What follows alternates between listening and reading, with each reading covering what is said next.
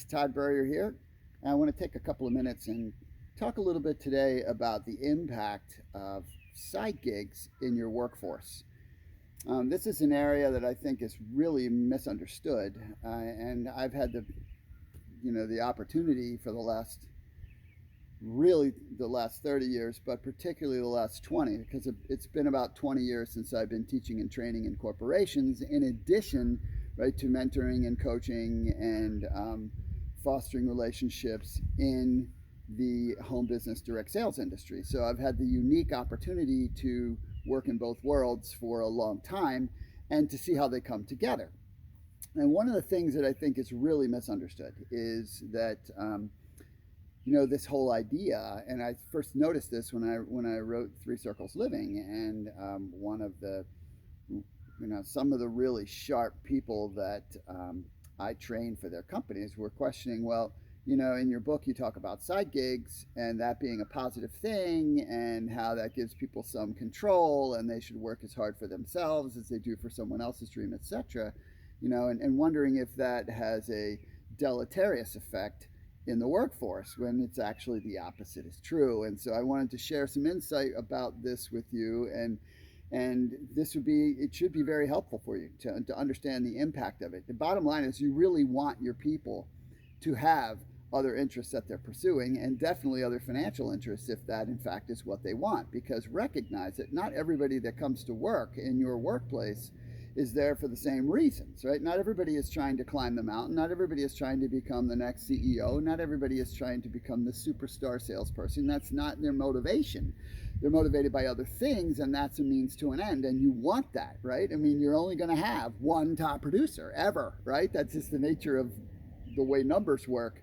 But you want to foster a place where people can actualize, and then they are going to stay, and you want to have high retention, right? Because turnover is extremely costly.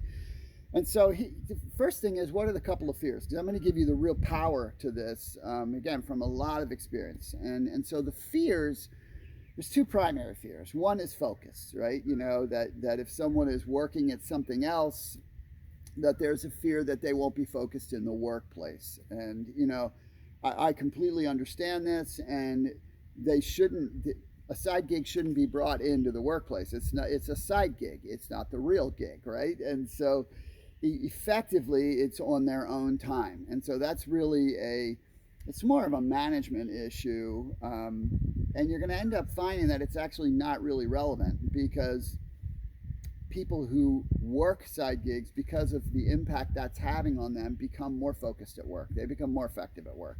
But you'll see why in a moment.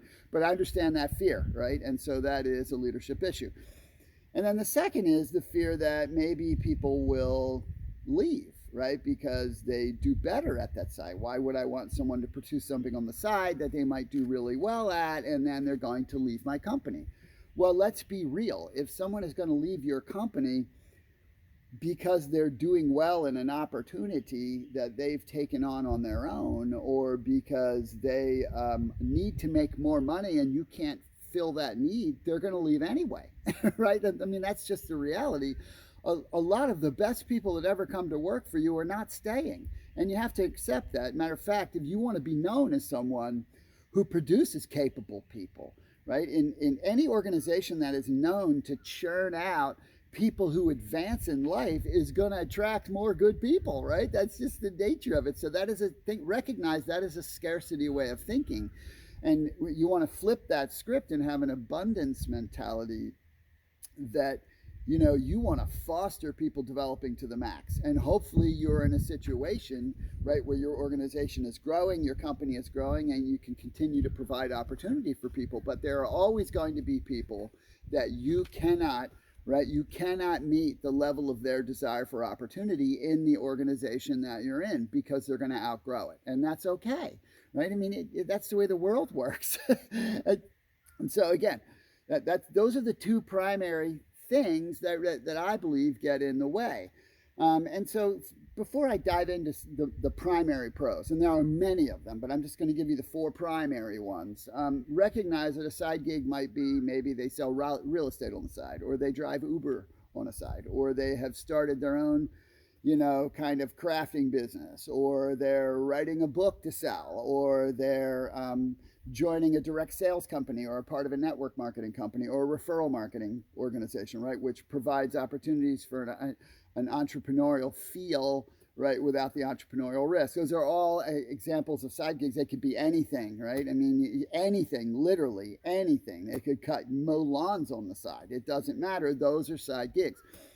And so why would you want that? What are the pros of that? And I'm only going to give you four massive ones here, but they're four massive ones. And if you get this deeply, you would be thinking, wow, I want to look for people that already have side gigs, because I've noticed that too.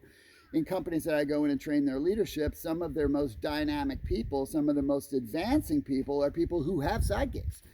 and again, from my perspective and my understanding of all the 30 years of working in both and crossing over into both worlds, I understand exactly why, and I would expect it, actually.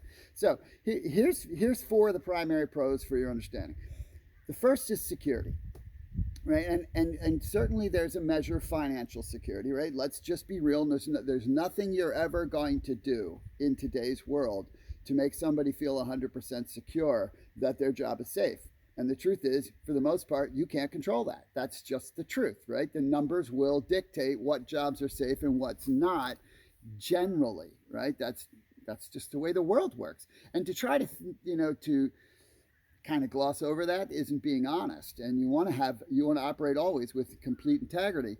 And so you want people to have other sources of income, because that takes some of the pressure off of them. Actually might even create a little more wiggle room in lean times with the company, right? When someone has another source of income and something else they're doing. But a bigger part of that is the personal security that comes in, right? Because the only security anybody's ever really going to have on this planet is the development they do in themselves and the recognition of that and who they're becoming in the process of their work, because that's transferable, and that gives them some measure of security that they could, right, make their way no matter what happens. When you get someone into that place, they can operate more from abundance and less from scarcity, and they're an entirely different worker anyway. But where it matters to you, and this is really a big point, is you don't want yes people working for you. If you are a dynamic leader, right? If you care about growing in your organization, you understand you want to grow people, but you also understand that you only know so much. You just have one perspective. You're dealing with a whole different set of pressures, and often, like, the people that are working for you see things, understand things, interface with the public, and find things that you don't know about. And you want people to bring you what you need to hear, not what you want to hear, right? If you have a bunch of people around you that bring you what you want to hear, you're just going to get narrower and narrower and narrower in your scope, right? And it's going to be disastrous over time. And so someone who has the security, right, of knowing they can make their way in the world, if in fact you don't like them bringing something to you, which I sure pray that that's not the case for you as a leader. You got to do a little bit of self-reflection if that is. Then from a personal perspective, you want them to have the boldness to come to you and say, here's something that I see. Right now, they need to be respectful, and if you choose to disagree with them, they need to deal with that. That's a whole nother set of skills. But the reality is you want people to feel secure enough to do that. And having a side gig helps people to get into that place. The next thing about it is, think about it from the perspective of the ownership, right? So one of the things that you would want for every single person in your employ, I don't care if your company is 3 people or 3,000 people or 300,000 people, is you want them to take ownership in their work. You want them to feel like they have ownership in the business, because people who do that, who feel that way, function entirely differently, right? Someone who takes ownership never thinks, that's not my job. They just jump in and help. Understand? This could be a million hours long. We're not going to do that. I'm just giving you some insight here on trying to do it in a relatively fast basis, unedited, and just here it is.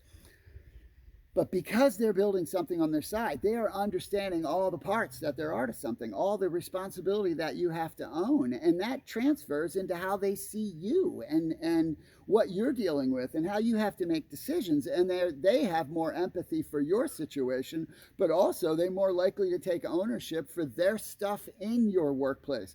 Entirely different perspective. That's the kind of employees that you want, right? That's what you're after.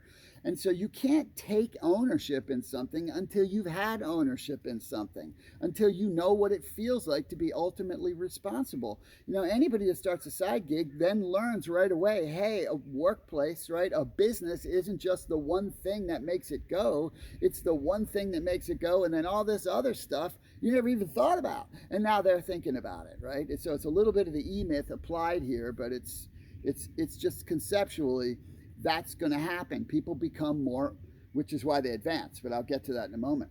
The third thing, and this is a monstrous one, is that people who have side gigs ultimately develop higher levels of core competencies that are transferable into their job. And this is why I believe, right? And like, for example, I talk about it in the 3 circles, but I've also seen this over and over and over in the side gig world, where people who do those things do better in their job. Why? Well, the 3 circles piece makes perfect sense. If someone's taking care of their health, they feel better physically.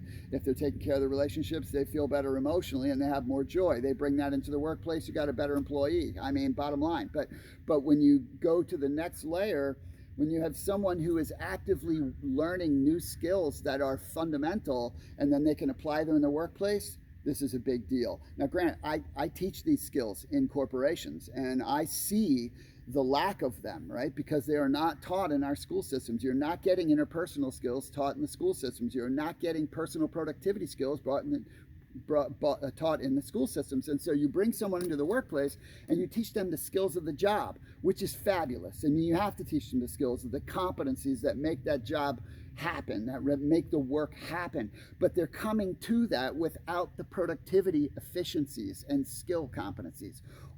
Planning and goal setting and time utilization and prioritization and decision making and problem solving and all that litany of stuff. And they're also coming without really developed interpersonal skills, really good listening and really good questions, and being able to see on nonverbal communication, how to deal with conflict and negotiate, and all the list goes on. All of those things make people multiply better in doing the job. Most people are not working nearly at the efficiency they could or the effectiveness that they could, because the underlying core competencies which are necessary to create awesomeness in their work, they don't have. And so they are learning these either on purpose or by necessity in a side gig. Think about the time thing just in and of itself.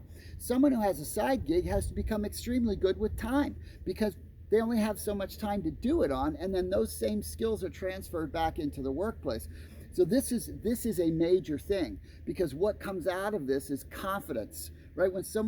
Confidence and competence are completely connected. Wherever you are competent, you are confident, and wherever you're not competent, you're not confident. It's that easy.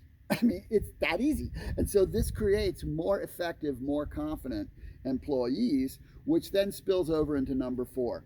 They come into the workplace with a much better attitude. Why? Because they feel better about themselves, right? Not only do they feel better about themselves, they also have a different level of inspiration and hope that is happening outside of the workplace, but is transferable to this human being everywhere they go, right? No one is just bringing their work self to your work. That is it. I mean, I'm sure you realize that, right? That there's no such thing as just work, Todd. The human being comes to work. Their entire life experience in the moment is coming to work. It's affecting their lens. It's affecting how they communicate. It's affecting everything they do. And in today's day and age, right, you want people to have the best opportunity to have a positive vibration as possible, because that filters into the environment, right? The most contagious thing in the world is a bad attitude. Absolutely. And so the attitude of people, because they're more hopeful, they're more inspired, they feel more confident, they're a little bit more fulfilled, they're a little more joyful, comes right into your workplace. So those 4 things, right, those are just 4 of many. But those 4 things, those mega pros, outweigh the tiny fears by a lot. And I get, you have to deal with your navigating this and how it's going to work in your world. But this is your workforce, right? Your workforce today is doing side gigs. And you want that, and you want to understand why it's of value for you. You can even ask them, what are you learning? What can you apply here? I mean, come on, be proactive about it. My experience is the people that I've mentored, and and I've done many. I mean, we're talking in the thousands and thousands and thousands over the years, who are serious about their side gig are more reliable employees. They are better prepared to be leaders and ultimately go to leadership much faster. They move up much faster, and they spread positive in the organization much faster. That's the kind of workforce that you want. And as I said before, it's not uncommon for me to go into a new client's office, right, and do a meeting for, either a small group of 20 or a bigger group of 50, where we're doing a workshop and I'm getting to know the people. And the most dynamic people in the room, the ones that are making the most progress and the biggest impact, are the ones that have side gigs. I find that out as we go, right, just because of conversation, and I'm attuned to what people are saying, and I see how they pick up on skills, and they pick up stuff faster, or they're farther ahead when we do certain skill development, because they've already been working on those skills, and other people are just like, huh, what is that? Oh, I didn't realize that. And these people are already there, right? So this is a hugely important piece of the world today, right? And if you want to keep your best people, right, it needs to be okay. As a matter of fact, you want to find people who think this way, who want to do the work you're doing, right? That's the kind of employees that you want. You want people that want to be doing the work you're doing, not the 70% of the population that's doing a job they actually don't want. That's a statistical fact, which means that you could just transfer that into your workforce. But you know what? They could grow into that job, or you could, through the development of their skills and seeing how they develop, find out a better seat in the bus for them. But that's a whole nother realm. So I hope that this was helpful. I encourage you to share it. Please share it, because there's so many people that need to get clarity on the true impact of this in the workplace. Take care.